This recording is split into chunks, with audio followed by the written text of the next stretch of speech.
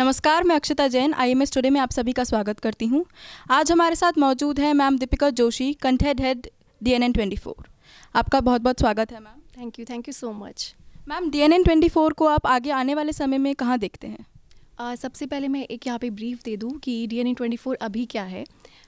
DNN 24 Bharat का, हमारा जो हिंदुस्तान है उसकी जो गंगा जमुनी तहज़ीब है उसको हम देश के अलग अलग कोनों से लेकर आते हैं अपने व्यूवर्स के लिए। एंड जो हमारे देश के अंदर है कंपोजिट कल्चर, एज इन मान लीजिए हमारे देश में अलग अलग लैंग्वेजेस हैं, कई रिलीजन्स हैं, कई ट्रेडिशंस हैं, कई फेस्टिवल्स हैं, और यही जो डाइवर्स है हमारे हिंदुस्तान का, वही इसकी सबसे बड़ी खूबसूरती है, वही इसकी सबसे बड़ी खूबी है।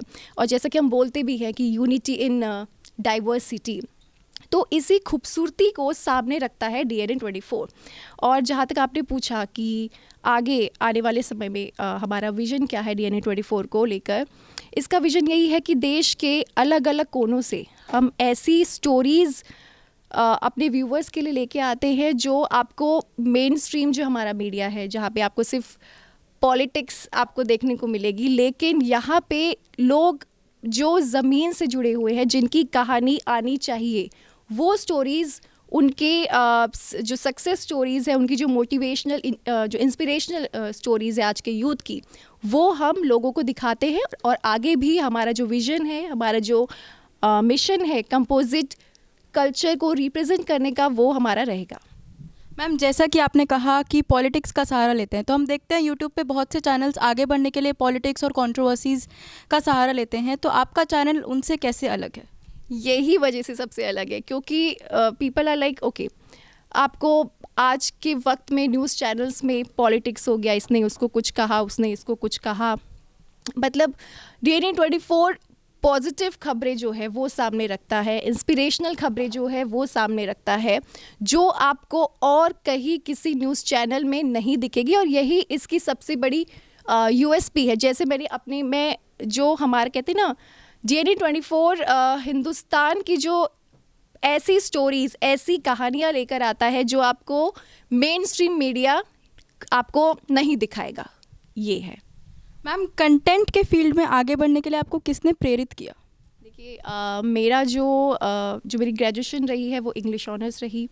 उसके बाद फिर मैंने MA इंग्लिश किया। उसके बाद फिर मैंने भारतीय विद्या भवन से अपनी जो जर्नलिज़म की स्टडीज़ है वो करी। एंड मेरा हमेशा से ही लिखने का शौक़ था। एंड एक मतलब एज अ इंग्लिश ऑनर्स के स्टूडेंट होने के नाते वो एक लिखने की जो एबिलिटी थी वो पहले से ही थी, उसका शौक़ था, तो वही चीज़ें डेवलप हुई और इसी फील्ड में मुझे आना है, वो तो मैंने पहले से सोच रखा था। तो इसी को ही करते करते करते, हाँ, मेरी लाइफ में हर किसी एक कहते हैं ना कोई हर किसी, आपके जो टीचर होते हैं, आपके जो मेंटर होते हैं, उनका रोल रहता है। तो हर किसी ना किसी, चाहे वो प्रोफेशनल वे में हो, चाहे वे जहाँ से मैंने स्टडीज़ करी है उनका हो, हर किसी ना किसी का अपना एक रोल रहा है। मैं किसी एक का स्पेसिफिक नाम नहीं ले सकती, सभी का कोई ना कोई रोल रहा है और उनसे मैंने बहुत कुछ सीखा है।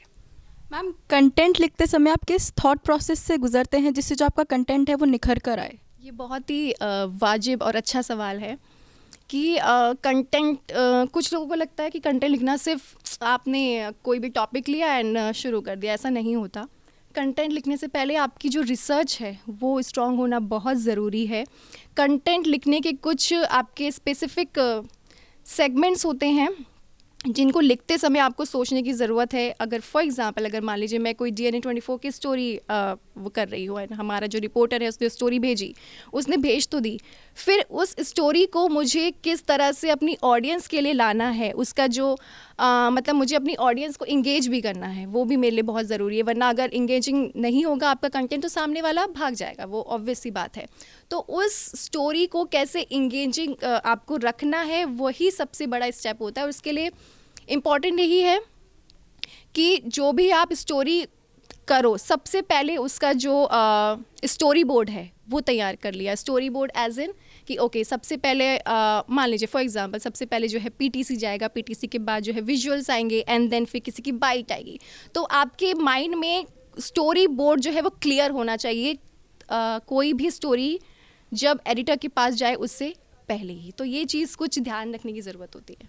Thank you so much ma'am, आपके कीमती समय के लिए बहुत बहुत शुक्रिया। इसी के साथ मैं अक्षता जैन, कैमरामैन शुभ दीक्षित के साथ IMS टुडे से।